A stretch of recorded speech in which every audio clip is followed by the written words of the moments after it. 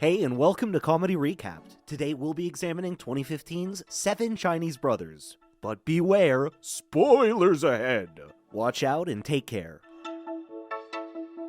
A man Larry seems to be down on his luck, as we see him getting fired from his job for stealing drinks. He leaves the job and heads to an elderly home where he keeps his grandmother company. Larry visits an auto repair shop the next day to get his vehicle fixed. While at the shop, he notices a "now hiring" sign. He applies for and lands the job. Larry begins to work at the auto repair shop the next day and he meets Jimmy. Jimmy mentions that Larry has to pay him $20 a day if he wants to work there. When Larry asks why he'd do that, Jimmy points out a colossal container stating that it's called the Jimmy tax, further explaining to Larry that after cleaning a vehicle, the money found on the car floor, seats, glove compartments, ashtrays, or anywhere else in the vehicle goes into the huge Jimmy tax container, and that if Larry doesn't get enough from the cars, then he has to pay up with his own money. Later that night, Larry stands at an ATM attempting to take out $20, leading him to a revelation that he's poor. He visits his grandmother the next day, and after going on a stroll with her, asks if she recalls their conversation where he asked to borrow some money. She smiles and replies that she remembers the conversation where he asked to borrow $6,000. Larry interrupts her and replies, $6,000 per month for 4 months making $24,000. She frowns, then replies, I'll pass. Would you like it if you have people in your life who you only see when they need money? To which Larry replies, yes, cause that'll mean I'm rich.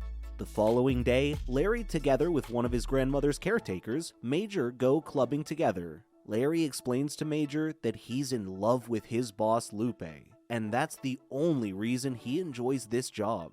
At the end of the night, they each bring a lady over to Major's home, but Larry ditches the lady who came with him.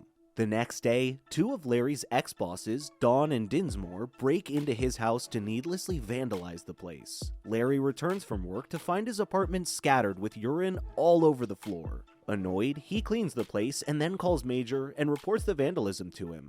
At work the next day, a mother and two of her kids, who just had their car washed because of a scene due to some money going missing from the vehicle, Lupe, Larry's boss, tries to remedy the situation by inviting the mother to a separate office to hash things out. Meanwhile, Larry talks to the lady's children and then reimburses them with his own money. He then promises to get them a job at the shop if they return in a few years. However, they let him know that they have much better goals for themselves than to be cleaning cars.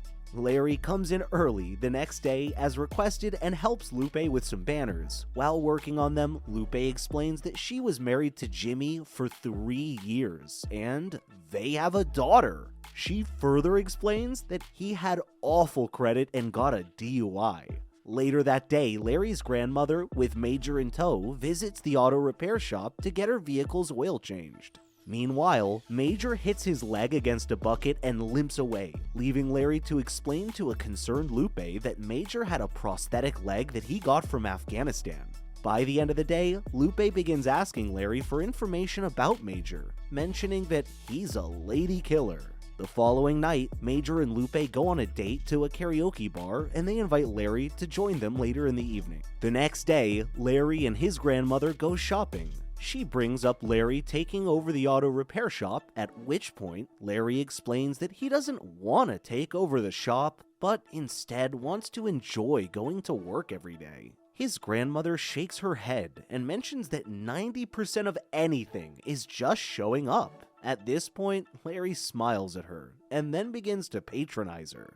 A couple of days later, Lupe tells Larry that Dinsmore, his previous boss, called and informed her about his constant theft that led to him getting fired. She explains that Dinsmore's call, together with the previous situation from the other day, has made the owner of the repair shop decide to let Larry go. She also explains that she's trying to put in a good word for him, but she only has so much influence on the owner's decision. During their conversation, she gets a call from Major, who asks Larry to come over to the elderly home. Larry immediately rushes there and finds out from Major that his grandmother had passed away in her sleep. Later that evening, Larry gets visited by an enraged Don who asks if Larry keyed his car. Larry owns up to keying the car and gets punched in the face by Don. A couple of hours later, Larry gets a huge trash can and decides to get rid of some things in his apartment. His television, his fridge, and all other furniture, together with some of his clothes. While getting rid of those things, he gets a call from a man named George, who was his grandmother's lawyer. George asks Larry to meet him for dinner to discuss his late grandmother's estate. Larry meets up with George that same evening to discuss his grandma's will. George explains that Larry's grandma was well off, and she had $1.3 million in her savings account when she died. He further explains that despite his warnings, she decided to change her will a couple of years ago, and the new will states that Larry is her sole heir, would get not the bulk of the estate, but rather just one component of it. He is left only with her car. The rest was all given to Major.